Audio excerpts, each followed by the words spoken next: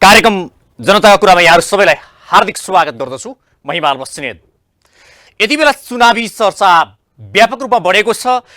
जसरी पछिल्लो समय जस्तो भनौँ या 2015 सालको पहिलो आम निर्वाचनमा कुल मतको 7.2% र 4 सिटमा विजयी कम्युनिस्ट पार्टीहरू 2074 मा आइपुग्दा सम्मानजनक स्थितिमा आइपुगे र 46.91% मा पुगे। यो अवस्थामा रहेका कम्युनिस्ट पार्टीहरू लामो टुटफुटको सङ्घारबाट कम्युनिस्ट पार्टीहरू एकअर्कामा फेरि एकअर्का विरुद्धमा उभिएका छन्। विवादित भएका कम्युनिस्ट पार्टीहरू एकअर्कामा गाली गलौजमा उत्रिएका छन् र एकले अर्कालाई सिध्याउने, एकले अर्कालाई खसाल्ने पखाल्ने यावत किसिमका गाली गलौजमा उत्रिएका छन्। र जुन कम्युनिस्ट पार्टीहरूको एकता कति सम्भव छ, यो बीचमा नेकपा एमाले र माओवादी पार्टी बीच यो चुनावी एकता या नयाँ बनेको पार्टी नेकपा एस बीच एकता भएर या सहमति भएर अगाडि बढ्ने सम्भावना कति छ या सम्भावना छ भन्ने विषय पनि बाहिर आयो। तर अहिले 5 दलीय गठबन्धन एक्लै निर्वाचनमा हुमिने मोटामोटी सहमति भएपछि नेकपा एमाले एक्लै स्थानीय तहको निर्वाचनमा अगाडि बढ्ने भएको छ।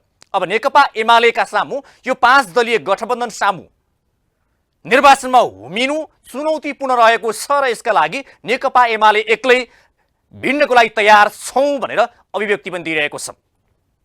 जसरी नेकपा बन्यो, माओवादी र एमाले बीच बनेको नेकपा भङ्ग भएपछि पछिल्लो समय जुन पार्टीका नेताहरू बीच एकले अर्कालाई गाली गलौज गर्ने र जुन दोष अर्काको थाप्लोमा पुर्याएर आफू सुखिने बाटो भने गरिरहेका छन्। र चुनावी नाराका विषयमा अहिले नेपालका राजनीतिक पार्टीहरू भनौँ या एमाले माओवादी या नेकपा एसले चुनावी एजेन्डाहरू विशेष गरी जनताको जीविकासँग या जीवनसँग सम्बन्धित शिक्षा, स्वास्थ्य, रोजगार या विकास र समृद्धिका विषयभन्दा पनि एकले अर्कालाई बढी गाली गलौज गरेको देखिन्छ।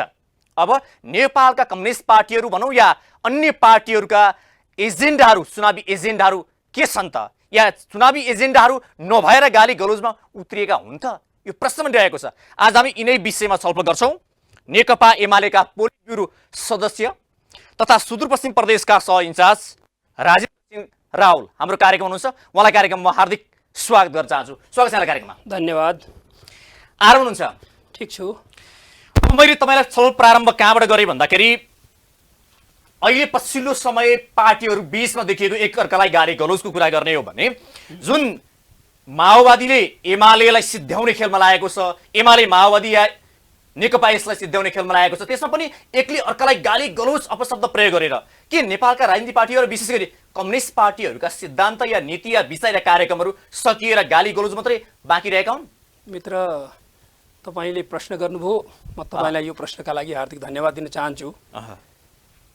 पार्टी आफ्नो इथिक्स, आफ्नो वैचारिक आधार, आफ्नो सङ्गठनात्मक आधार र आफ्नो आदर्शका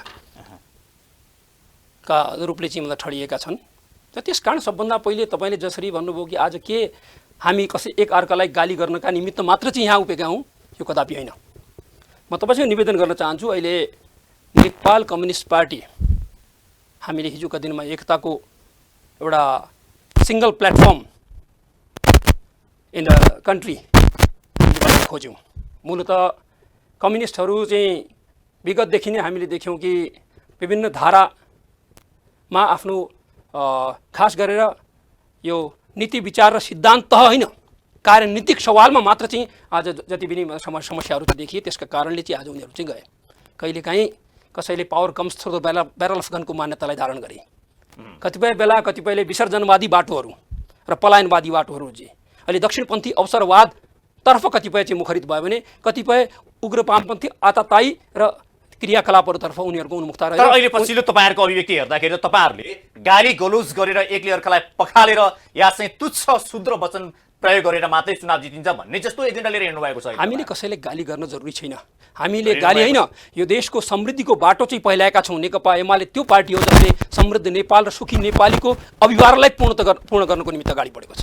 तपाईँ देख्दै हुनुहुन्छ यो देशमा समृद्धिको आधार तयार गर्ने सवालमा, यो देशमा आज विकास र समृद्धिका लागि नयाँ पर्सपेक्टिभ्सहरूलाई चाहिँ अगाडि हेर्ने सवालमा, यो देशमा इनोभेसन्सको बाटोलाई चाहिँ हामीले पहिलाउने सवालमा हामीले प्राप्त गरेका उपलब्धिहरू तपाईँहरूको समक्ष छर्लङ्ग छन्। यो देशलाई आज सुरुङ मार्गको तर्फ चाहिँ डोर्याउने, यो देशलाई इन्टरनेसनल कनेक्टिभिटी जो देश चाहिँ अहिले हिजोका दिनमा हामीले देख्यौँ कि नेपाल एउटा भूपरिवेष्टित राष्ट्र मात्र थियो हैन, आज त्यसलाई भूजडित बनाउने काममा हाम्रा विचार र सिद्धान्तहरूले चाहिँ त्यसलाई अग्रगति दिए। यति मात्र होइन, तपाईँले देख्नुभयो देशको समृद्धि मात्र होइन, त्यसको सभरेन्टीलाई जोगाउने क्रम, यो सवाल हामीसँग मुद्दा छन् अहिले पनि। हेर्नु न, 5 दलीय गठबन्धनको कुरा गरौँ है। 5 दलीय गठबन्धन तपाईँहरूलाई एमालेलाई पाखा लगाउनको लागि चाहिँ एकताबद्ध भएर अघि बढ्ने भइरहेको छ। तपाईँहरू सिङ्गल हुनुहुन्छ, तपाईँहरूको हुँकार त ठुलै छ, तैपनि उनीहरूले भनेका छन् तपाईँहरूलाई एमालेलाई पाखा लगाउने भनेका छन्। 5 दलीय गठबन्धन विरुद्ध उत्रै तपाईँहरूका त्यस्ता अस्त्र के छन् त? मित्र, मेरो तपाईँसँग सवाल छ, एमालेलाई पाखा लगाउने दलहरूले हो कि आम जनताले हो? पहिले त हामी जनतामा विश्वास गर्छौँ, जनताको शक्तिमा विश्वास गर्ने मान्छेले यी दलहरू चाहिँ किन युनाइट भएर आए? तपाईँ आफै हेर्नुहोस्, जो चोर उसैको ठुलो स्वर भन्ने अभिव्यक्ति चाहिँ अहिले पनि आत्मसात गरिँदैछ।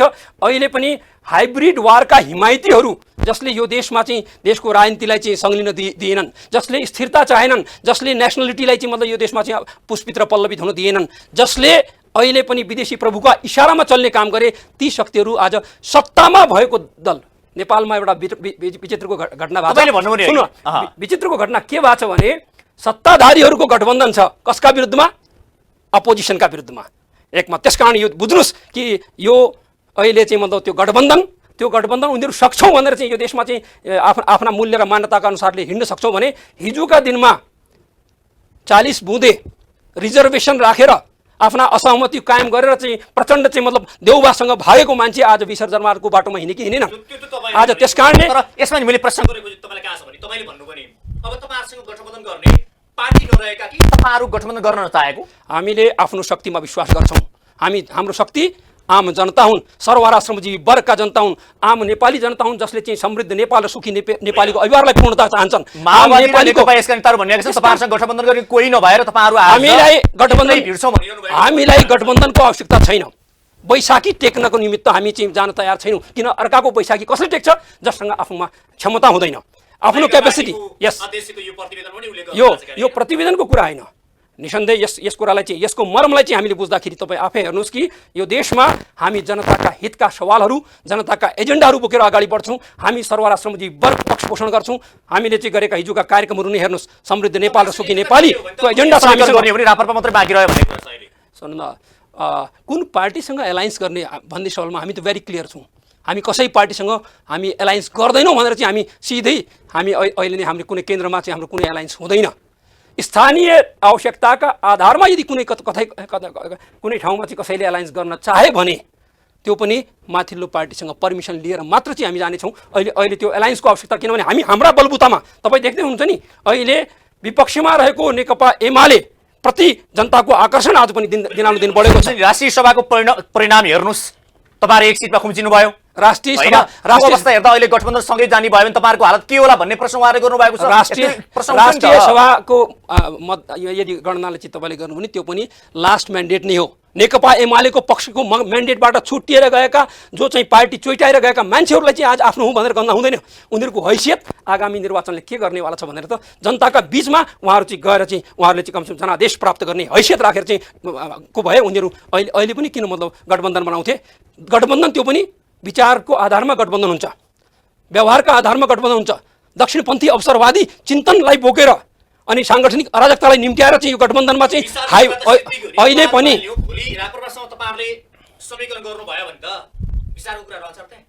यस्तो हो। तपाईँ आफै सोच्नुहोस्, संसदीय राजनीतिलाई चाहिँ हामीले अख्तियार गरिसकेपछि संसदीय बाटोमा हामी हिँडिरहेको छौँ। अहिले पनि संसदमा चाहिँ जाँदाखेरि चाहिँ हामीले मतलब भनौँ न एलायन्सनेसको सवालमा हाम्रो पार्टीको कुनै पनि त्यस्तो एलायन्स बनाउने अहिले पनि निर्णय छैन। आज केन्द्रीय कमिटीबाट म भर्खरै उठेर आउँदैछु, म केन्द्रीय कमिटीको बैठकबाट आउँछु, हामी कुनै एलायन्समा जाँदैनौँ भनेर चाहिँ हामीले डाइरेक्टली के भनेको छौँ नि, हामी समीकरण चाहँदैनौँ। अहिले यो देशमा समीकरण के का लागि? हामीलाई जनताको साथ चाहियो, जनताको काख चाहियो, जनताको न्यानो माया चाहियो, जनताको जनादेश चाहियो र त्यसका लागि हामी जनतामा जान तयार छौँ। हामीसँग त्यो जनता छ। जनता हाम्रो मेन आधार हो, सर्वराश्रमी वर्गको आधार हो। हामीले हिजोका गरेका काम हामीलाई चाहिँ हामी स्थापित हुन सक्छौँ भन्ने मान्यतालाई हामीले धारण गरेका छौँ। हामीले समृद्ध नेपाल र सुखी नेपालीका अभिवारलाई पूर्णता दिनको निमित्त नेसनलिटीको मुद्दा हामीसँग छ। राष्ट्रियताका लागि चाहिँ हामीले कालापानी लिपुलेक लिम्पियाधुरा हिजो तपाईँले देख्नुभयो, हिजो मात्रै हिजो अस्ति मात्रै चाहिँ त्यो अब सिक्कामा समेत चाहिँ मतलब कमसेकम हाम्रो चुच्चे नक्सा आयो होइन। त्यस कारणले चाहिँ तपाईँ बुझ्नुहोस् कि हामीसँग एजेन्डा छन्, हामीसँग यो देशको समृद्धिको खाका छ, हामीसँग चाहिँ आज देशलाई समृद्ध बनाउनुको निमित्त मात्र होइन, भोलिका दृष्टिकोण, भोलिका दिनमा हामी म्यानिफेस्टो बनाउनलाई पनि हामीले के गर्नुपर्ने छ भनेर हाम्रो क्लियर भिजन छ। त त्यस कारण भिजनका आधारमा इलेक्सनमा जाने हो, हामी मिसनका आधारमा चाहिँ जाने हो। हामी तपाईहरुको जस्तो भनौँ प्रदेश प्रमुखहरूले एउटा चाहिँ आँकडा चाहिँ पठाउनु भएको छ, यसमा चाहिँ नेकपा एमाले सकेसम्म सबै प्रदेशहरूमा या भनौँ या 2 नम्बर छोडेर अरूमा चाहिँ अगाडि नै हुनेछ, अरूलाई जित्नेछ भन्ने किसिमको एउटा नतिजा पनि छ। त्यसमा चाहिँ जुन तपाईहरुको योभन्दा अगाडिको जनमत भनेको एमालेको 33.25% हो क्या होइन? ठिक छ। तर अहिले यो तपाईहरुको त्यो हेर्दाखेरि अब हिजो तपाईहरुका चाहिँ पार्टीले गरेका कार्यहरू र जनताको पनि एमाले प्रति जनलहर थियो, तर आज एमाले प्रति जनलहर छैन, त्यसमा पनि एमाले विभाजित भएको छ।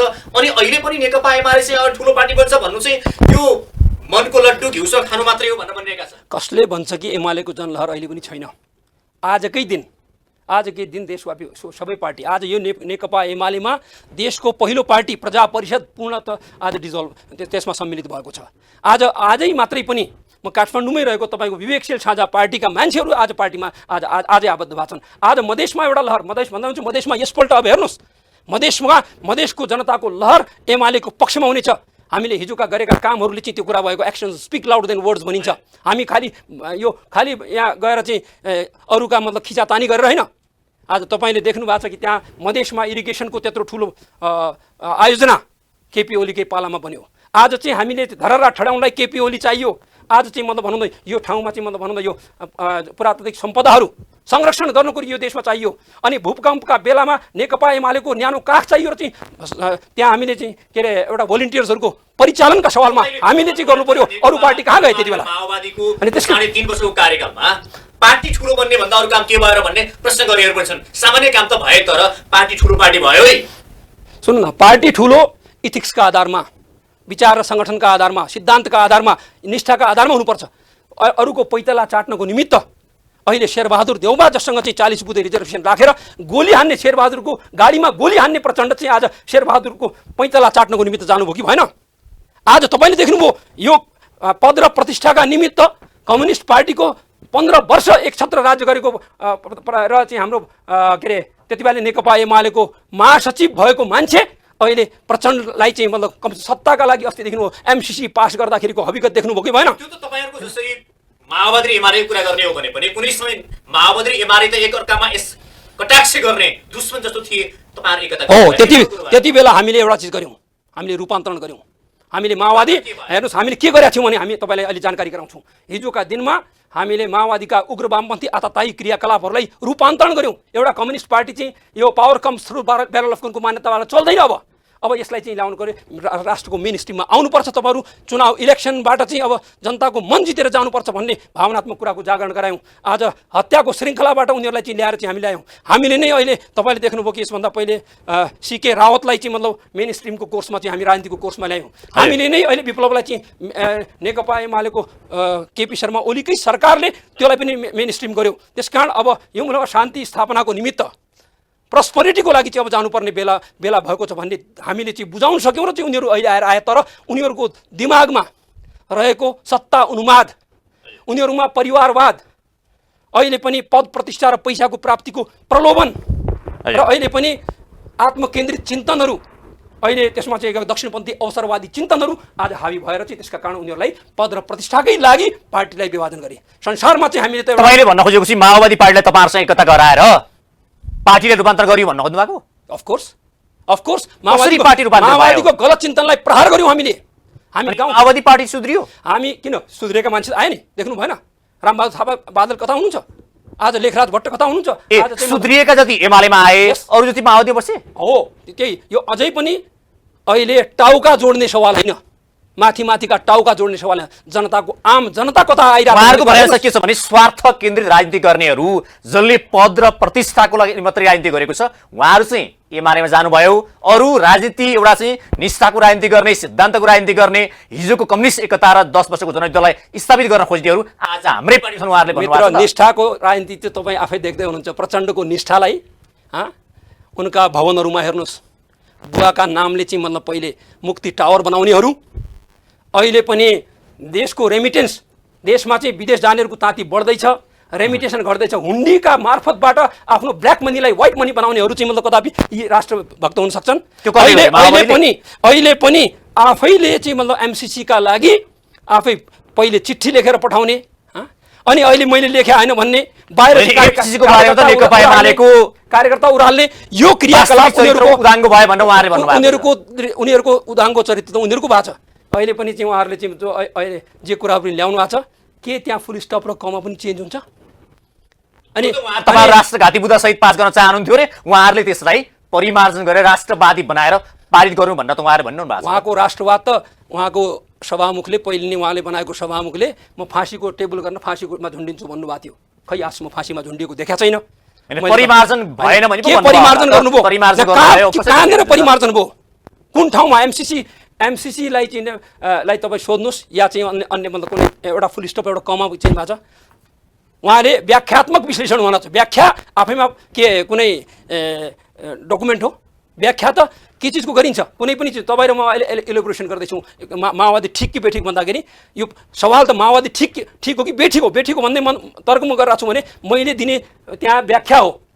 मूल कुरा त के माओवादी बेठिक हो अहिले पनि भन्ने कुरा नै हो नि त। अनि यो प्रश्न उहाँहरूको भनाइ के छ भने कांग्रेस र एमाले मिलेको भए राष्ट्रघाती सम्झौता पारित गर्थे, हामीले राष्ट्रवादी बनाएको त उहाँहरूले भन्नु भएको छ। अहिले पनि कांग्रेसको पैताला चाट्नेहरूले, सत्ता नछोड्न चाहनेहरूले अहिले पनि चाहिँ सरकारमा मतलब बस्नको निमित्त आफ्नो साख जोगाउनुको, आफ्नो पद जोगाउनुको निमित्त, भोलिका दिनमा चुनावमा चाहिँ आम जनताले चाहिँ हामीलाई चाहिँ पछाड्छन् भनेर चाहिँ अहिले पनि कहीँ यो कोलुसनको बुई चढेर कहीँ बैतरणी तरिन्छ कि भन्ने सोच्ने मनसायका मान्छेहरूको चाहिँ दरिद्र मानसिकतालाई चाहिँ हामीले बुझाएको छ। अहिले आज जसरी कम्युनिस्ट पार्टी एकता भएको थियो, तपाईहरुले जुन लगभग 46% मत पनि हासिल गर्नुभएको थियो, जनताले विश्वास नै गरेका थिए, त्यो सबै भत्ताभुङ्ग भएर आज तपाईहरु छिन्न भिन्न यसभन्दा बढी तपाईहरुको कारणले गर्दा पनि भएको हो नि। यसभन्दा बढी यसपालि हामी अझ जनताको मत चाहिँ हामी आधार के छन्? जनताले तपाईहरुलाई पत्याउने आधार के? हामीले गरेका काम समृद्धिका आधार कामहरू छन्, हामीले गरेको राष्ट्रियता जोगाउने काम छ, हामीले गरेको चाहिँ आम जनताका लागि चाहिँ भनेका जनता आवास कार्यक्रम छ, हामीले बोर्डर सेक्युरिटीका लागि चाहिँ गरेका अभियानहरू छन्, हामीले चाहिँ मतलब कमसेकम यो देशको समृद्धिका लागि चाहिँ बनाएका नयाँ भिजन्सहरू छन्, हामीसँग चाहिँ मतलब कमसेकम यो देशमा गरिएका हाम्रा कार्यहरू जो चाहिँ मतलब हामीले यहाँ तपाईँ काठमाडौँको वरपर पनि सेरोफेरो हामी हेर्नुहोस् तपाईँ, काठमाडौँमा देशव्यापी रूपमा हामीले 3 वर्षमा रोड छ हामीसँग, उम्नीका काण्ड मचिए, विभिन्न भ्रष्टाचारका मुद्दामा हुमिए, भनौँ नेकपा एमाले या चाहिँ अन्य पार्टीहरू, त्यो तपाईहरु सत्तामणी पार्टीहरू जसले गर्दा पार्टी विवाद भएर जानु पर्यो भने त अहिले नेकपा यसका नेताहरू भनिरहनु भएको छ। यहाँहरूले के भन्नुभयो भन्ने कुरा चाहिँ के गर्थे? मैले तपाईँसँग के आग्रह गरेँ भने को भ्रष्टाचारमा हिजोसम्म भ्रष्टाचार गुप्त रूपमा हुन्थ्यो, आज हामीले भ्रष्टाचारलाई बाहिर देखिने गरी चाहिँ हामीले चाहिँ मतलब कमसेकम त्यो आयोगलाई चाहिँ इम्पावर गर्यौँ। हिजो नदेखिने गरी हुन्थ्यो, आज देखिने गरी चोरेर चाहिँ भ्रष्टाचार गर्नेहरूलाई चाहिँ कमसेकम हरेक मुद्दाहरू बाहिर ल्याए। किन आए? जब सरकार बलियो भयो, जब सरकारले ल्याएका काम जसले ट्रान्सपेरेन्सी ल्यायो, ट्रान्सपेरेन्सीको सवाल हो यो देशमा चाहिँ समृद्धिका लागि चाहिँ ट्रान्सपेरेन्सी जरुरी छ। यो देशमा चाहिँ मतलब कमसेकम आज यो जुन मिडिया, अहिलेको मिडिया अलि बाहिरबाट बढी प्रभावित भयो। आजको अदालतलाई चाहिँ मतलब कमसेकम बाह्य प्रयोगको गेमको रूपमा मिडिया भन्दा नि बढी चाहिँ नेताहरू बाहिरबाट परिचालित भए भन्छन्। शक्ति प्रतिकरण र चाहिँ मतलब सन्तुलनको सिद्धान्तलाई यो देशमा खलबलाइयो, तपाईँ आफै देख्दै हुनुहुन्छ। त्यसमा कोलाई युज भए, को काउन्टर पार्ट्सहरू चाहिँ युज भए भन्ने कुरा त तपाईँ आफै देख्दै हुनुहुन्छ। त्यसकारणले तपाईँले मिडिया जोडिहाल्नुभयो, मिडिया भन्दा नि बढी चाहिँ परिचालित नेताहरू छन् भन्छ नि, यसमा तपाईँलाई विश्वास लाग्छ लाग्दैन? मैले त भने नि नेता नभइकन त मतलब मिडियाहरू चाहिँ परिचालित भएकै हुन्, ती नेताहरू नै हुन् जो अहिले चाहिँ आज हाइब्रिड वार सबैभन्दा पहिला परिचालित हुन त नेतै हो नि। मैले त तपाईँलाई भनिसकेँ नि, आज देशको राजनीतिलाई यो गिजोल्नेहरू, आज जसले चाहिँ आज दक्षिणपन्थी अवसरवादका निमित्त यसलाई चाहिँ एउटा फुटबल ग्राउन्ड बनाए, यो देशमा स्थिरता चाहेनन्, जसले सङ्गठनात्मक अराजकता निम्ति आए, जसले यो देशमा चाहिँ स्थिरतालाई चाहिँ अगाडि आउँदैनन्, त्यस्ता मान्छेहरूको चङ्गुलबाट चाहिँ यो देशलाई मुक्त गराउने अभियानमा तपाईँहरूको हामी मतलब सहयोग र समर्थन चाहन्छौँ। तपाईँलाई त्यो धन्यवाद छ, तपाईँ यस्ता हाम्रा अभिव्यक्तिलाई पनि तपाईँहरूले यहाँ बिछाउने मौका दिनुभएको छ। म समग्र कम्युनिस्ट पार्टीको बारेमा अलिकति एउटा भनाइ, जसरी देशभरि सङ्गठन र सञ्जाल भएका कम्युनिस्ट पार्टीहरू यतिखेर चाहिँ दार्शनिक र सैद्धान्तिक हिसाबले वैचारिक र सांस्कृतिक हिसाबले विघटित र राजनीतिक हिसाबले चाहिँ पतित भएका छन् भन्ने विश्लेषकहरूको छ। यो कतिको विश्वास गर्नुहुन्छ यसमा? यो देशमा विश्लेषक कसले के विश्लेषण गरे भन्ने कुरासँग मलाई म सहमत हुन सक्दिनँ। यो पछिल्लो परिदृश्य नेकपा विवाद भइसकेको परिदृश्यमा उहाँले विश्लेषण गर्नुभएको छ। यो विषय दार्शनिक रूपमा भन्यो भने हामी वर्ग सङ्घर्षमा विश्वास राख्छौँ, क्लास स्ट्रगल हामीले छोडेका छैनौँ। हाम्रो रिफ्लेक्सन हामी सरकारमा छँदाखेरि चाहिँ हामीले हाम्रो व्यवहार त सरवारा श्रमजीवी वर्गको पक्षपोषण गर्ने कुरा हो। तपाईँ देख्दै हुनुहुन्छ आज जनता आवास कार्यक्रम तलबाट चलेको छ। आज चाहिँ हामी कहाँ विषय त्यहाँ गयौँ फिलोसफिकली चाहिँ तपाईँले चाहिँ मतलब जो भन्नुभयो क्लास स्ट्रगलको सवाल, अहिले चाहिँ मतलब द्वन्द्वात्मक ऐतिहासिक भौतिकवादलाई हामीले त्याग्यौँ कि, हामीले चाहिँ मतलब कमसेकम वर्ग सङ्घर्षलाई त्याग्यौँ कि, हामीले विपरीत बिचको एकता र सङ्घर्ष को सिद्धान्तलाई त्याग्यौँ कि, हामीले निषेधको निषेध नियमलाई त्याग्यौँ कि, यो सवालमा चाहिँ यदि प्रश्न गर्ने उहाँले त्यो प्रश्न गरिरहँदाखेरि के को आधारमा प्रश्न गर्नुभयो होला जुन तपाईँहरू सैद्धान्तिक र अब यो देशमा दार्शनिक हिसाबले विचलित हुनुभयो? यो देशमा मैले तपाईँसँग के आग्रह गरेँ भने आज मैले हाइब्रिड वारमा प्रयोग हुने को पात्र हुन्, यी पात्रहरू चाहिँ मतलब कतिपय के हुन्छ भने बौद्धिक विलासितामा चाहिँ लिप्त भएका मान्छेहरू पनि यो देशमा छन्, जसको काम सिर्फ कम्युनिस्ट पार्टीहरूलाई गाली गर्ने मात्रै छ। उनीहरू युज्ड भएका छन् बाह्य शक्तिहरूबाट, बाह्य शक्ति केन्द्रहरूले उनीहरूलाई एजेन्टको रूपमा पठाएका छन्। कतिपय तपाईँको भनाइलाई मैले साबट लिने हो भने यदि नेता पनि बाह्य शक्तिबाट नै परिचालित हुने, कुनै राजनीतिक विश्लेषक पनि त्यही हुने हो भने त बाहिर शक्तिको टकराव र तपाईँहरूको त होइन रहेछ नि त यो। यस कारण म तपाईँसँग के आग्रह गरिरहेको छु भने बाह्य शक्तिका इसारामा चल्ने राजनीतिज्ञहरू चाहिँ यो देशमा चाहिएका छैनन्। त्यही त राजनीतिक शक्ति पनि बाहिरबाट राजनीतिभित्र विकृति यसै कारण राजनीतिक विश्लेषक पनि बाहिरबाट चल्ने अनि नेताको त कहाँ सर्फ तपाईँले देख्नुभयो भयो त बाहिरी देशको टकराव तपाईँले स्वयं देख्नुभयो कि यहाँ कसका पुँजी र प्रविधिहरू चाहिँ आए अदालतका मार्फतबाट। जति बेला नेपालमा शक्ति पृथकीकरण र सन्तुलनको सिद्धान्तलाई खलबल्याउने काम भयो, को युज भए तपाईँ नामै थाहा छन् सबैलाई। अहिले म यहाँ नाम लिन चाहन्न किनभने यो मिडियाबाट चाहिँ उनको नाम लिन चाहन्न। भूतपूर्व प्रधान न्यायाधीशहरू, वरिष्ठ अधिवक्ता कहलाउँदाहरू, एटर्नी जनरल भएका मान्छेहरू आज आएर यो देशमा चाहिँ मतलब हाइब्रिड निम्त्याउनुको निमित्त, यो देशमा चाहिँ भएको स्थिरतालाई चाहिँ कायम नहुन दिनुको निमित्त कम्युनिस्ट पार्टीलाई खरानी पार्ने अभियानमा लागे। आज निर्वाचनकै क्रममा पनि तपाईँहरू निर्वाचन आयोगका गतिविधि आजै निर्वाचन आयोगमा तपाईँ देख्दै हुनुहुन्छ, निर्वाचन आयोगका गतिविधिहरूमा पनि आज कमसेकम त्यस निर्वाचन आयोगलाई कुनै ढङ्गबाट प्रभावित गराउन खोजिएको छ यो गठबन्धनले। अदालतलाई आज डिफङ्क्ट गराइएको छ, सर्वोच्च अदालतलाई डिफङ्क्ट गराउने कारण हिजो उनै सर्वोच्च अदालतका प्रधान न्यायाधीश मार्फतबाट चाहिँ यो देशमा कमसेकम यो हुँदै नभएको निर्णय गराउने अनि के अरे प्रधानमन्त्री नियुक्त गर्ने आदेश यति दिनभित्र यति घन्टाभित्र यसो गर भनेर चाहिँ आदेश दिलाउने अनि इलिगल भएका सांसदहरू जसका लागि चाहिँ मतलब 14जना सांसदहरू चाहिँ मतलब पार्टीले कारवाही गरिसक्यो त्यो सूचना टाँस नगर्ने। प्रधान न्यायाधीशको बारेमा कुराकानी गर्दा त प्रधान न्यायाधीशलाई त कहिले एमाले प्रयोग गर्ने, कहिले काङ्ग्रेसले प्रयोग गर्ने, कहिले कसले प्रयोग गर्ने, त्यसलाई चुसे फ्याल्ने एउटा चाहिँ फोहोर फ्याल्ने डस्टबिन जस्तो बनायो भनेर चाहिँ आरोप लगाउने गरेका। हामीले कहिले पनि कुनै प्रधान न्यायाधीशहरूलाई चाहिँ हामीले युज एन्ड थ्रोको विषयवस्तु बनाएनौँ। हामी शक्ति पृथकीकरण र सन्तुलनको सिद्धान्तमा विश्वास गर्छौँ। आफ्नो स्वार्थ केन्द्रित बनाएर प्रयोग गर्ने जनताको भयो भन्ने जनताको बहुदलीय जनवादमा खुला बहुलवादी समाजको अवधारणा, बहुदलीय प्रतिस्पर्धाको सवाल, शक्ति पृथकीकरण र सन्तुलनको सवाल, यी चिजहरूलाई हामीले एउटा आफ्नो डेमोक्रेटिक प्र्याक्टिसमा चाहिँ हामी युज गर्दै आएका छौँ। त त्यस कारणले यहाँ चाहिँ हाम्रो पार्टीभित्र पनि त्यो डेमोक्रेटिक प्र्याक्टिसले चाहिँ हामीले शक्ति र सन्तुलनको सवालमा चाहिँ हामीले मतलब सबै चिजहरू हामी इनर डेमोक्रेसीलाई पनि हामीले चाहिँ अगाडि बढाउँदैछौँ। त्यस कारण यो सवालमा त हिजो तपाईँले सोध्नु पर्यो कसले चाहिँ सुशीला कार्कीलाई चाहिँ महाभियोग लाए, यो अदालत थर्काउने कामको गर्दैछन् र यसपल्ट पुनः महाभियोग कसले ल्याए, के नेकपा एमाले ल्यायो त्यो महाअभियोग लगाउने काम त जसरी कसले ल्यायो, कार्य गर्ने प्रधान न्यायाधीश विरुद्धमा महाभियोग ल्याउनु। अनि हिजोका दिनमा सुशीला कार्कीलाई महाभियोग लाउने, अहिले तिनै सुशीला कार्की फेरि चाहिँ मतलब कमसेकम यही डिग एन्ड द फिलको खेलमा चाहिँ समाविष्ट हुने यही कुरा चाहिँ देखिँदा छ नि। अहिले फेरि चाहिँ आफ्नो अभिष्ट पुरा चाहिँ पहिलो अभिष्ट पुरा गराए, अब चाहिँ उनलाई चाहिँ पाखा लाउने, यो चाहिँ आज शक्ति पृथकीकरण के सन्तुलनको सिद्धान्तका बिचमा खेल हामी यो प्रस्ताव अगाडि बढाउँदै गर्छौँ कि नेकपा एमालेको चाहना विपरीत भइरहेको छ। यो आज निजी स्वार्थका लागि व्यक्ति र इन्स्टिट्युसनलाई संस्थागत संरचना हो त्यो, एउटा संस्थागत संरचनालाई चाहिँ मतलब खलबल्याउने काम, त्यो गलत कहिले सदन खलबल्याउने विरुद्ध त लाउने भनेको त महाभियोग लगाउने विकल्प उहाँले राजनीति नदिँदा त मैले यहाँसँग निवेदन गरेँ कहिले सरकार परिवर्तनको खेलमा चाहिँ आफै मतलब ओभरटेक गर्ने, कहिले न्यायालयमाथि अतिक्रमण गर्ने अनि आफ्नो यसम्यान बनाउने कुराहरू न्यायाधीशहरूलाई पनि डराई धम्काई तर्साइकन चाहिँ मतलब उनलाई यसम्यान बनाउने क्रियाकलापहरू अहिले पनि सरकारहरूका यो गठबन्धनले गर्दैछ। त्यस कारण यो सवाल यो अनइथिकल क्वेसन हो, यो उनीहरूले गरेको अनइथिकल प्र्याक्टिस हो। त्यस कारण अनइथिकल प्र्याक्टिसेस यो देशमा भएको हुनाले राष्ट्रियतामा चाहिँ तपाईँ देख्नुभयो जयसिंह धामी के अरे तुइन काटेर चाहिँ खोलामा बगाइदा तिनै मान्छे त्यही कङ्ग्रेस थियो जसले तिनकै महामहिमहरू थिए जसले के भने होइन आफै मतलब तुइन खसेर चाहिँ मतलब तुइनबाट खसेर मरेका हुनुहुन्थ्यो होइन आफ्नो सोभरेन्टीका सवालमा चाहिँ जो ठिक हुँदैन जो राष्ट्रियतालाई चाहिँ जोगाउन सक्दैन जो राष्ट्रिय स्वाभिमानलाई जागृत गराउँदैन जसले यो देशमा चाहिँ मतलब पराधीनतालाई निम्त्याउँछ अहिले नै मतलब कमसेकम दुईवटा देशको बिचमा हामी छौँ हामी एक छिमेकीलाई जिस्क्याउने अर्को छिमेकीलाई चाहिँ मतलब कमसेकम खुस पार्ने किसिमको यो असन्तुलित परराष्ट्र नीतिलाई अवलम्बन गर्छौँ हामी चाहिँ मतलब यो देशमा चाहिँ अहिले नै तपाईँ हेर्नुहोस् आज रेमिटेन्सको स्थिति के छ आज देशको मतलब कमसेकम खास गरेर चाहिँ अहिले देशमा पुँजी सञ्चिति मुद्रा सञ्चितिको अवस्था के हो 6 महिनासम्म पनि देशसँग चाहिँ मतलब आफूसँग अनि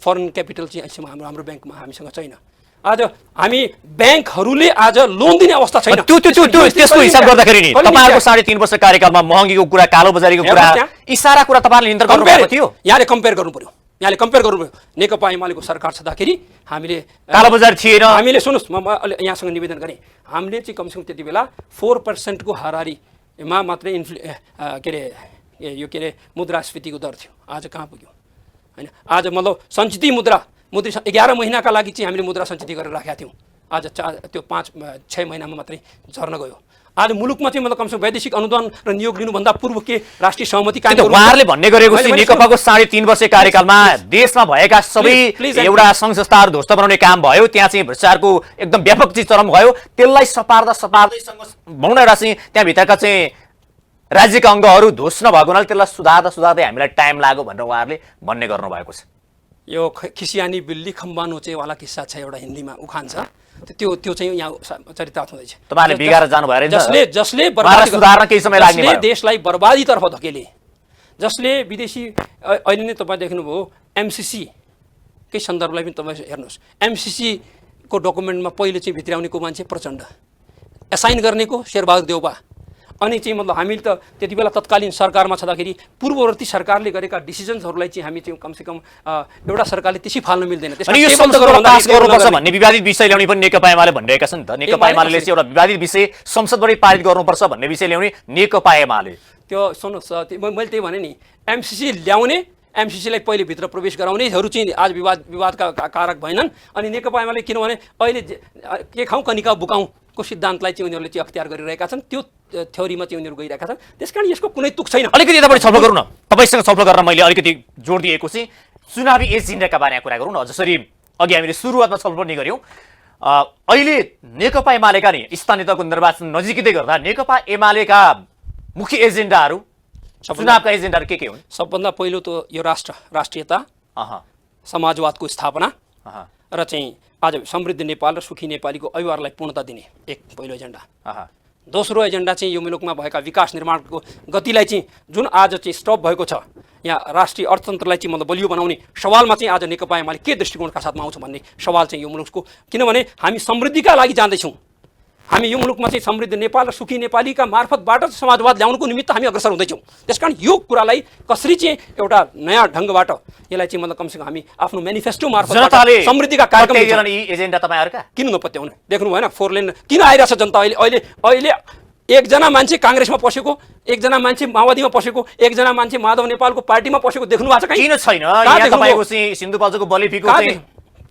एमालेको चाहिँ पद र प्रतिष्ठा बाँडेर प्रवेश गर्नुभयो उदाहरण छ त हेर्दै जानुस् तपाईँ लाखौँ मान्छे देखिराख्नु भएको छ जो दिनरात लाम लाएर चाहिँ एमालेमा प्रवेश हुँदैछ अन्य पार्टी त्याग्दै हुनुहुन्छ प्रचण्डकै पार्टी त्यागेर चाहिँ आजै पनि चाहिँ त्यत्रो थुप्रै मान्छेहरू चाहिँ पार्टीमा प्रवेश भएको छन् त्यो त राजनीतिक स्वार्थको केन्द्रित ढङ्गले जानु भएको छ उहाँहरू भन्ने आरोप छ किनभने चुनावमा टिकट पाउनकै लागि जानेहरूको लाइन अहिले छ भनेर भनिएको छ टिकटका लागि चाहिँ मतलब कमसेकम मान्छेको यो हिजो पनि मतलब हिजो तपाईँको पार्टीको अध्यक्षले फेरि यसो भन्नुभएको छ अब यहाँ जसले चुनाव जित्ने सम्भावना छ त्यसलाई चाहिँ टिकट दिइन्छ भनेको चाहिँ जो पपुलर छ त्यसलाई दिने भन्दा त त्यो सिद्धान्त विचार लिने हिँड्ने त पछाडि भएन नि त हुँदैन नि त यसो तपाईँहरूले के सुन्नुभयो त्यो कुरा मैले म केन्द्रीय कमिटीको बैठकबाट आउँदैछु तपाईँ सुन्दै हुनुहुन्छ मात्रै बाहिर बिना जनताको बहुदलीय जनवादको विचारलाई चाहिँ अङ्गीकार नगरेका मान्छे तपाईको पार्टीको अध्यक्षले भनेको जसले अनि निर्वाचन जित्न सक्छ उसलाई टिकट दिने भन्ने विषय हो कि ब्रडर भिजन भएका मान्छेहरू विकास र समृद्धिका लागि चाहिँ मतलब हिजोका दिनदेखि चाहिँ एउटा काममा संलग्न रहेका मान्छेहरू अनि चाहिँ त्यति मात्र होइन, भोलिका दिनमा चाहिँ यो समृद्ध नेपालको अभिवारलाई बोक्न सक्ने एउटा भिजनरी लिडरसिपलाई चाहिँ हामी स्थानीय तहमा पनि हामी विकास मैले भनेको होइन कि तपाईँकै पार्टीभित्रका कतिपय नेताको असन्तुष्टि केमा रह्यो अरे भने जसले निर्वाचन जित्न सक्छ उसलाई टिकट दिने भनेको चाहिँ पार्टी प्रवेश गर्नेहरू नवप्रवेशीहरूलाई लक्षित गरेर गरेको एउटा किसिमको चाहिँ अभिव्यक्ति भनिएका छन् त। खै तपाईँले कहाँ सन्तुष्टि देख्नु? मलाई त कहीँ मैले त कहीँ असन्तुष्टि देखाएको छैन। म पार्टीको पोलिट ब्युरो मेम्बर सुदूरपश्चिमको सहयोगी म तपाईँको बिचमा छु। यो के भने यो सबै कुराहरू चाहिँ खास गरेर यसको कुनै अर्थ छैन, किनभने यो प्रोपगन्डा। हिजो पनि प्रोपगन्डामा बाँच्नेहरू प्रोपगन्डा मात्रै बुझ्छन्। हामी समृद्धि देख्छौँ, हामी विकास देख्छौँ, हामी नेपालमा नयाँ इन्फ्रास्ट्रक्चरहरू चाहन्छौँ, हामी इनोभेसन्स चाहन्छौँ, हामी चाहिँ मतलब कमसेकम आजको दुनियाँ आज नेपाल विश्वमा सुनिने देश बन्नु चाहन्छौँ। तपाईँले अघि भन्नुभयो नि जस्तो विकास र तपाईँहरू समृद्धिका एजेन्डाहरू, बेरोजगारलाई रोजगार दिने कुराहरू तपाईँहरूले जुन अब आउने एजेन्डाहरू छन् भन्ने तपाईँले समेट्दै गर्दाखेरि योभन्दा अगाडि 3.5 वर्षमा तपाईँहरूले कति बेरोजगारलाई रोजगार दिनुभयो, कतिवटा चाहिँ बेसिएका भनेका या डुबेका भनेका ध्वस्त पारिएका भनेका कल कारखानाहरू या नयाँ कल कारखाना खोलिए नेकपाको कार्यकालभित्र या चाहिँ नेकपा एमाले हुँदाखेरि विकासका कामहरू के भयो त? ती क्षेत्रमा भयो त? विकासको क्षेत्रमा देख्नु यहीँ हजुरले देख्नु भएन। अहिले तपाईँकै जिल्ला छेउछाउकै जिल्लामा आज सुरुङ मार्गको एरामा हामी पुगेका छौँ, आज इनोभेसन्सको एरामा हामी पुगेका छौँ, आज सडकहरू चाहिँ बन्ने कुरामा त्यो एउटा भिजन मात्रैले आज मेलम्चीको पानी ल्याउने सवालमा पनि हामीले चाहिँ मतलब कमसेकम पानी पुर्याउँ। तर भत्किया चाहिँ अहिलेसम्म चाहिँ शेरबहादुर देउपा आइसकेपछि एउटा काम भएको देख्नुभयो। आज 1400 सडकहरू जो चाहिँ जिल्ला होइन पालिकाका सदरमुकाम जोड्ने त्यस्ता सडकहरू चाहिँ का बजेट कटौती भए। आज चाहिँ मतलब कमसेकम हामी कहाँ चाहिँ हामी देख्दैछौँ कि यो स्मार्ट सिटीको पानी त स्मार्ट सिटी सडक मात्रै भयो भनेर नेकपा यस्ता नेताले भन्दै हुन्थ्यो। यही कार्यक्रममा मैले तपाईँ भयो स्मार्ट सिटीको कन्सेप्टमा चाहिँ बजेट विनियोजन भएका कुराहरू चाहिँ कटौती भए। अनि बरु के भयो भने शेरबहादुरजी कि धर्मपत्नीले अहिले कतिपय लाइसेन्सहरू चाहिँ मतलब कमसेकम यो टेलिकम्युनिकेसनका नयाँ कम्पनीहरू चाहिँ आफूले चाहिँ फेरि ककालाई चाहिँ बाँड्नु छ, कहाँ कहाँ बेच्नु छ, यो क्रियाकलापतर्फ सरकारको उन्मुक्ता रह्यो। यति बेला 8 महिने कार्यकालमा तपाईँ एउटा नयाँ काम भएको देखाइदिनुहोस्। हिजोका चाहिँ बनाएका योजनाहरू पनि कार्यान्वयन गर्ने हैसियतमा यो सरकार तपाईँहरूले उद्घाटन मात्रै गरेर हिँड्नुभयो, पुरा नभएको धरहरा तपाईँहरूले चाहिँ देख्नुभयो, उद्घाटन गरेर हिँड्नुभयो। धरहरा देख्नुभयो, धरहरा यहीँ छ। अझै मैले तपाईँ सुन्नुहोस्, यहीँ छ मतलब कमसेकम त्यो त्यति अगाडि हतारै दरबार हाई स्कुल तपाईँ सामु छ, दरबार हाई स्कुल तपाईँ सामु छ। अनि यो देशमा चाहिँ भूकम्पले चाहिँ थला परेको देशमा चाहिँ आज 10 लाख घरहरू चाहिँ बनेको तपाईँले देख्नु भएन। आज तपाईँले चाहिँ मतलब हुरीले चाहिँ बतासले मतलब बढारिएका घरहरू चाहिँ मधेसमा चाहिँ आएका प्रचण्डले भन्नुभएको छ 5 जना या 7 जना उत्कृष्ट महानगरका मेयरहरू मध्ये सबैभन्दा राम्रो काम गर्ने 4 जना 3 जना 4 जना त हाम्रै पार्टीका परेछन् भन्दै हुनुहुन्छ। कसको पार्टीका? माओवादीका। को उनका पार्टीका सबभन्दा राम्रा? उहाँको छोरी होइन, उहाँले भने उहाँले त आत्मरति उहाँले डुबुल्की लाए हुन्छ त्यहाँ। उहाँकी छोरीले राम्रो काम गरे भए अहिलेसम्म चाहिँ त्यहाँ कमसेकम त्यहाँ चाहिँ जान केपी ओलीले चाहिँ गएर राम मन्दिरको स्थापना पनि केपी ओलीले गर्नु पर्यो। त्यहाँ गएर चाहिँ जानुभयो भन्ने आरोप यो कदापि अतिवाद होइन। आफ्नो देशको मतलब ग्लोरीलाई, आफ्नो देशको हामी त मतलब टुरिज्मको सेक्टरमा पनि इनोभेसन्समा लागिरहेको छौँ। आज चाहिँ तपाईँले देख्नुभयो कि राम जानकी सर्किटको कुराहरू, आज देख्नुभयो तपाईँले लुम्बिनी सर्किटको कुराहरू चाहिँ मतलब बुद्ध सर्किटको कुराहरू। आज त्यसै देख्नु राम जानकी सर्किटलाई चाहिँ नेपालसँग लिङ्कअप गरेर हामीले हिँड्ने कि नहिँड्ने? नेपालमा आस्थावान मान्छेहरू छन्, धर्म त के हामी राजनीतिक मान्छेहरूका चाहिँ मतलब कमसेकम आफैमा मतलब कुनै धर्म भिरु हामी नहुन सकौँला। हाम्रो आफ्नो इन्डिभिजुअल स्वतन्त्रताको कुरा हो र त्यो आम जनताले आफ्नो धर्म मान्ने राइट त हुँदैन। माओवादीको एक थरीले के भने केपी शर्मा ओली धर्मनिरपेक्षता विरोधी व्यक्ति हुनुहुन्थ्यो, जसको पुष्टि राम मन्दिरको विषय यावत पछिल्लो समय उहाँले दिएका अभिव्यक्ति र कार्यबाट पुष्टि भयो भनेर उहाँहरूले भन्ने गर्नु भएको छ। नेपालको जनता धर्म निरपेक्ष र सापेक्षताको सवालमा चाहिँ उहाँहरूको आफ्ना प्रत्येक धर्मलाई चाहिँ हामी स्वीकार गर्छौँ। हामी कसैको धर्मभित्र प्रविष्ट हुन चाहन्नौँ। उहाँको आस्थाका आयामहरूलाई चाहिँ हामी मतलब जबरजस्ती चाहिँ हटाउन चाहन्नौँ। तर चाहिँ उहाँहरूलाई त धर्म मान्ने अधिकार छ नि। देशको प्रधानमन्त्री देशको जनताको आवश्यकताका आधारमा चल्ने कि आफ्नो व्यक्तिगत रूपको चाहिँ दम्बका आधारमा चल्ने? हिजो त्यही दम्बका कारण प्रचण्डले चाहिँ 9 महिना नहुँदै सरकार छाड्नुपर्ने स्थिति आयो। आर्मीसँग गएर टक्राउ लिने कुराहरू चाहिँ यस्ता अझै मतलब भनौँ न यो एउटा हरिफाइड गर्ने, देशलाई हरिफाइड गर्ने एकदम डराउन भयानकतातर्फ लैजाने ठुलो दुर्घटनाबाट बचाउनको लागि मैले उहाँले गजबको दुर्घटनाबाट बचाउनु भयो। आज उहाँले माओवादी द्वन्द्वका कारण 17,000 मान्छेहरूको बलिवेदी चढाउनु भयो। आज उनीहरूका घर परिवारको अवस्थालाई उहाँले कहिले हेर्नुभयो? उहाँले के चाहिँ आज पनि तपाईँ आज सोध्नुपर्छ उहाँलाई। अपाङ्ग घाइते भएका परिवारहरूलाई चाहिँ सम्झिनु भयो? आज चाहिँ बेपत्ता पारिएका नागरिकहरूको बारेमा उहाँले कुनै काम गर्नुभयो? उहाँ आफै सरकारमा प्रधानमन्त्री बन्नुभयो अनि चाहिँ उहाँ केही नगर्ने अनि जनता मार्न जान्ने धक्का क्रमभङ्ग छलाङ र महाविपत्ति मात्र सिर्जना गराउने मान्छे उहाँले सृजनात्मक कुराहरू कहिले पनि सिक्नु भएन। उहाँले इनोभेसन जान्नु भएन। उहाँले समृद्धिको खाका कोर्न जान्नु भएन। उहाँले भनेको भनाइ के हो भने अहिले हामीले 10 वर्षको जनआन्दोलन गरेर ल्याएको सङ्घीयता, धर्मनिरपेक्षता, गणतन्त्र, समानुपातिक समावेशिता यी यावत माओवादीका एजेन्डाहरू माओवादीले स्थापित गरेको एजेन्डा हो। नेकपा एमाले आज त्यसैको चाहिँ अनुसरण गरेर हिँडेको छ। किन ठुलो कुरा गरेर हुन्छ उहाँले भन्दै हुनुहुन्छ? कमरेड प्रचण्डलाई सोद्धा हुन्छ तपाईँले एक रात पनि सत्ता टिकाउन सक्नुभयो कुनै एउटा जिल्ला होइन एउटा ठाउँमा? अछाममा वार गर्नुभयो, ध्वंस गर्न जान्नुभयो। त्यहाँको चाहिँ एउटा ठाउँमा सर्भिस सेन्टर थियो, त्यो ध्वंस गर्नुभयो। तर एक दिन पनि तपाईँको सत्ता टिक्यो त्यहाँ? कुसुममा चाहिँ सशस्त्र प्रहरीको ब्यारिकेड गर्नुभयो, सक्नुभयो त्यहाँ? हार्नुभयो त्यहाँ। मतलब तपाईँको चाहिँ मतलब धक्का क्रमभङ्ग र छलाङ महाविपत्ति र power comes through the barrel of गनको मान्यता विस्थापित भयो अनि भगौडा भएर तपाईँ त आउनुभयो यहाँ। होइन, उहाँले के भन्नुहुन्थ्यो भने उहाँ त केपी शर्मा ओली अहङ्कारी हुँदो रहेछ। मैले त यो देशलाई अझै पनि 30 वर्ष चाहिँ कम्युनिस्टको शासन स्थापित गर्ने भनेर लागि परेको म त विश्वास गर्ने व्यक्ति विश्वास गरिहालेँ। उहाँ अहङ्कारी, व्यक्तिवादी, पश्चगामी हुँदो रहेछ जसले गर्दा नेकपा भङ्ग भयो भनेर उहाँले भन्दै आउनु भएको छ लगातार रूपमा। केपी ओली शेरबहादुरको पैतला चाट्न जानु भएको छैन। केपी ओली रिएक्सनरी फोर्सेसहरूसँग चाहिँ गएर मत माग्न जानु भएन मेरो सरकार जोगाइदिनुहोस्। केपी ओलीले राष्ट्रियताको संरक्षण गर्नुभयो अनि दक्षिणतर्फको छिमेकीले चाहिँ जति बेला चाहिँ यहाँ यो देशमा चाहिँ मतलब भनौँ नाकाबन्दी ल्यायो त्यो नाकाबन्दीलाई फेस गराउनु नेपालीहरूलाई सिकाउनु भयो अनि त्यति मात्र गर्नु भएन, अल्टरनेटिभ पनि दिनुभयो कि आज नर्थ साउथ चाहिँ मतलब कमसेकम उहाँहरूले आज तपाईँ हामी देख्दैछौँ कि आज connectivity belt and the road इनिसिएटिभ्सका तहतमा चाहिँ मतलब उहाँले चाहिँ कमसेकम 7वटा नाकाहरू चाहिँ मतलब नर्थ र साउथ पनि जोड्नुभयो। त्यस कारण कनेक्टिभिटीको भिजन उहाँ थियो। खै त्यो कार्यान्वयनमा गएको छ त? कार्यान्वयन त अहिलेको सरकारले चाहिँ अहिले बरु के गरिरहेछ भनेर सोधिनुपर्छ उहाँहरूलाई। त्यो त भएको त 74मै हो, किन भएको छैन? त्यो चलिरहेछ। कनेक्टिभिटी अघिल्लो कार्यकालमा भएको सम्झौता भएको छ, कामहरू पछिल्लो कार्यकाल बढिरहेको कुरा हो होइन। हामीले किन गरेनौँ? किन गरेन? नगरिकन चाहिँ अहिले भएको छ।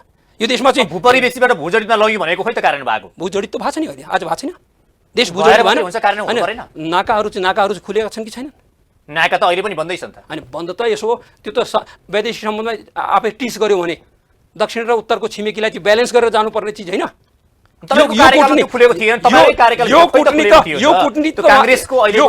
सरकारले जान्नुपर्ने कुरा हो। यो सरकार चाहिँ गएर चाहिँ के अरे विदेश सम्बन्धलाई खलबलाउनुको निमित्त कहिले चाहिँ मतलब के अरे नभएको बोर्डर विवाद झिक्छ। नेपाल र चीनको बिचमा कुनै बोर्डर सीमा विवाद आजसम्म थिएन, जबरजस्ती खोज्छ। अहिले बसिरहेका मन्त्री मण्डलमा चाहिँ राखिएका त्यहाँ प्रदेशको मन्त्रीमण्डलमा राखिएका मान्छेहरू त्यो विवादहरू डिस्प्युटहरू खालि झिक्छन्, नाटकहरू गर्छन्। यो कुरालाई कनेक्सनलाई फेरि चाहिँ मतलब कतै भुटानको सीमा क्षेत्रसँग चाहिँ जोडेर चाहिँ मतलब यसलाई जोडिन्छ। त्यसकारण यो चाहिँ काम चाहिँ सरकार प्रमुखहरूको काम यो काम त मतलब यो गठबन्धनलाई चाहिँ फुटाउन बहुत प्रयास त गर्नुभयो, एमसीसीको कार्ड फाल्नु भयो, हरेक गर्नुभयो, तर तपाईँहरूले हामीले फुटाउने जरुरत छैन। दसार पाटो लाउन त सक्नु भएन। यसो हुने नि त्यो सुन्नुहोस्, उहाँहरूलाई चाहिँ उहाँ फुटेको त उहाँ फुट्या नफुट्या अब उहाँसँग हैसियत भए उहाँहरू चाहिँ गठबन्धन बनाउनुहुन्थ्यो। उहाँहरूसँग म एक्लै जित्छु भन्ने उहाँहरूसँग चाहिँ के त्यो आजसम्म चाहिँ अन्तर्मनमा चाहिँ आजसम्म त्यो छ? किन गठबन्धनलाई तपाईँहरूले यो प्रश्न गर्दा उहाँहरूले त्यही मैले भनेकै जवाफ दिनुहुन्छ क्या? कोही अर्थ छैन त्यसको, किनभने उहाँहरू चाहिँ अहिले पनि सम्भावित पराजयको भयबाट त्रसित हुनुहुन्छ। उहाँहरू इथिक्स छौँ उहाँहरू। हामी त मैदानमा एकल जान्छौँ, हामी एक्लो बृहस्पति भएर हिँड्छौँ अगाडि भनेर भनेका छौँ। हामी यो देशमा जिते हस्तिनापुरमा राज गरौँला, हारे चपरीमुनि बास बस्न पनि हामी तयार छौँ, तर हामी भन्छौँ हामी जित्छौँ। यो यस बेला त तपाईँको जुन 46.91% मात्रै तपाईँले भन्नुभयो हिजो, अबका बेलामा हामी यसलाई 50 क्रस गराउँछौँ। एमाले एक्लैले गराउँछ। एमाले त्यो ऊ होइन, इट्स नट अ पपेट। यो कुनै कठपुतली होइन अरूबाट सञ्चालित हुने। यो आफ्नो पाउमा उभिन सक्छ। बैशाखीका भरमा हिँड्ने पार्टी होइन यो। आफ्नो आत्मबल विश्वास आफ्नो मतलब के अरे नीति र सिद्धान्तलाई चाहिँ बोकेर हिँड्ने पार्टी हो यसले चाहिँ राष्ट्रलाई चाहिँ मतलब एउटा दूरदृष्टिसम्म चाहिँ लाने। तपाईँले भने यस्तो 50% कटाउने आधारहरू नि, जस्तो तपाईँले भन्नुभयो माओवादी र एमाले मिल्दा त 46% ल्याएको, एमाले एक्लैले कसरी ल्याउँछ, के आधार छ भनेको? तपाईँ बिर्सिनुभयो सायद, स्थानीय तहको निर्वाचनमा माओवादी र काङ्ग्रेसै मिलेका थिए। त्यसै कारण चाहिँ आज प्रचण्डकी छोरी चाहिँ मतलब त्यहाँ ब्यालेट बक्स समेत साटेर चाहिँ चुनाव जितेकी होइन र। हामी त एक्लै लडेका हौँ नि त्यति बेला पनि, एक्लै हामी चाहिँ 46.91%मा थियौँ त्यति बेला पनि। अब हामी 50% भन्दा बढी ल्याउँछौँ। यो त ठोकेर लेख्नुहोस्, लेखेर राख्नुहोस्, तपाईँ चाहिँ अर्को इन्टरभ्यू मसँग लिनु होला। लेख्ने मात्रै त होला नि, बिल्कुल। परिणाम ल्याउनु त गाह्रो होला। परिणाम ल्याउँछौँ, हामी देखाउँछौँ, कन्फिडेन्सली भन्ला छु म। यो कुनै खुट्टा कमाउने सिपाहीले जङ्गार तर्न सक्दैन भन्ने मान्यतालाई चाहिँ धारण गरेका हामी सिपाहीहरू हौँ। खुट्टा कमाएर भन्नुभएको छ कि देख्नु भएको छ म कसरी छु अहिले? अहिले देख्नु न, यो बोर्डले चाहिँ बोल्ने ल्याकत छ उनीहरूसँग। ल्याउनुहोस् यसै टेबलमा के बोल्छन् राख्नुहोस् न यहाँ। अनि त्यस कारण उनीहरूमा त्यो चाहिँ दम नै छैन। त्यस कारण अहिले केसियानी बिलले तपाईँले भनेको यो रेकर्ड सुरक्षित नै रहनेछ, तपाईँसँग निर्वाचन पछाडि फेरि हामी बहस गर्नेछौँ। त्यति बेलाको परिणाम बिल्कुल र तपाईँले बोलेको बोलीलाई त्यही यति बेला एक्ज्याक्टली चाहिँ तपाईँले चाहिँ सँगै राखेर भोलि जाँच्न पाउनुहुनेछ, देख्नुहुनेछ। नेकपा एमाले मय देश हुनेछ। हस्, कार्यक्रम आइदिनु यहाँलाई धेरै धेरै धन्यवाद छ। Thank you very much. ल बहुत बहुत धन्यवाद। यो मिडिया मार्फत आम जनतालाई चाहिँ मतलब म हार्दिक अनुरोध गर्न चाहन्छु कि हामी सुदूरपश्चिमवासी हौँ। अहिले चैतको महिना छ हाम्रो यहाँ। चैतमा दिदी बहिनीहरूलाई भेट्ने चलन हुन्छ। आज आफ्नो घरबाट टाढा भएका सबै दिदी बहिनीहरूलाई म सम्झिन चाहन्छु यति बेला। तपाईँहरूका भाइहरू तपाईँहरूको बिचमा छौँ। यसपल्ट तपाईँहरूको मत पनि एमालेमा जाओस्, यो प्रचार पनि हो अहिलेदेखि। किनभने एमाले नै हो दिदी बहिनीहरूलाई चाहिँ संरक्षण गर्ने, एमाले नै हो जेन्डर डिस्क्रिमिनेसनबाट यो मुलुकलाई हटाउने, एमाले नै हो त्यो शक्ति जसले चाहिँ आज मतलब भनौँ न विधवा पारिएकी महिलाहरूलाई चाहिँ कमसेकम सोसियल सेक्युरिटी दिँदैछ, वृद्ध बुवाहरूलाई सम्झिँदैछ, घर परिवारलाई एकीकृत राख्न जानेको छ होइन, विखण्डनलाई होइन एकताको डेउडा खेल्न जानेको छ। त्यसकारण यो डेउडामा चाहिँ तपाईँहरू पनि सहभागी भइदिनुहोस् भनेर म आग्रह गर्दै तपाईँहरूबाट पनि बिदा हुन्छु। हस्, धन्यवाद। समय दिनुभयो, एउटा साक्षात्कार गर्नुभयो। म हिमाल बस्नेतजी, तपाईँ हिमालको टाकुरोसम्म चाहिँ तपाईँहरूको प्रगति होस्, शुभकामनाका शब्दहरू दिन चाहन्छु। धन्यवाद। धन्यवाद। आज हाम्रो कार्यक्रम हुनुहुन्थ्यो नेकपा एमालेका पोलिट ब्युरो सदस्य तथा सुदूरपश्चिम प्रदेशका सह इन्चार्ज राजेन्द्र सिंह रावल। उहाँसँग आज हामीले चुनावी विषयमा केन्द्रीकृत भएर सफल गर्यौँ। यो सँगै आजको कार्यक्रम जनताका कुराको यो लाइभबाट मलाई पनि बिदा दिनुहोस्। नमस्ते।